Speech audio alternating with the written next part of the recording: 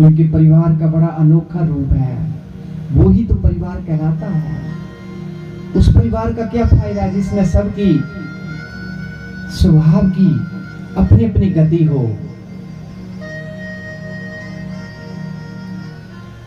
इस प्रकार बहुत दिन बीत गए। एक दिन क्या हुआ,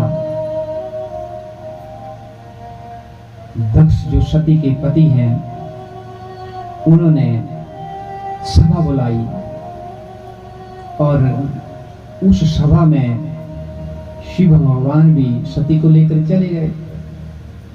वहां पर जब सभा में गए तो जब प्रजापति दक्ष आए तो उनको सबने प्रणाम किया, परंतु आराध्य देव के ध्यान में बैठे हुए शिव भगवान ने दक्ष को प्रणाम नहीं किया।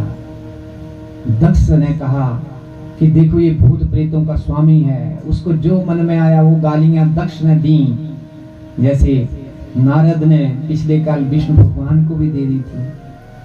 अभिमान गालियां दिलाता है, सरलता विनम्रता ऐसा नहीं सिखाती है, आदर संभाव बनाता है।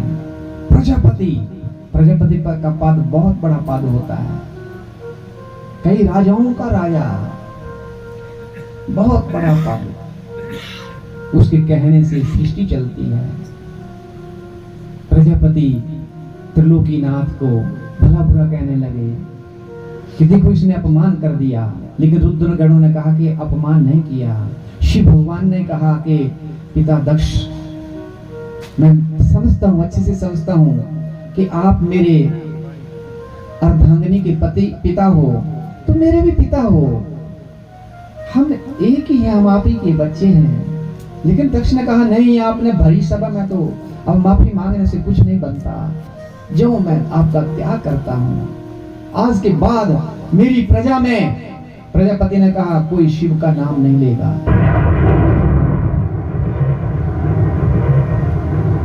इतना आह्वान कर दिया।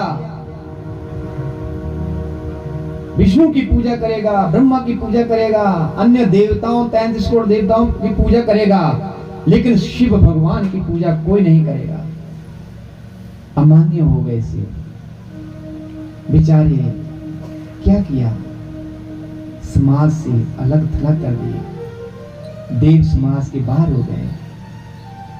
फिर सती और शिव भगवान आकर के वैसे ही अंदर अंदर से तो सती को भी ज्ञान हो गया था।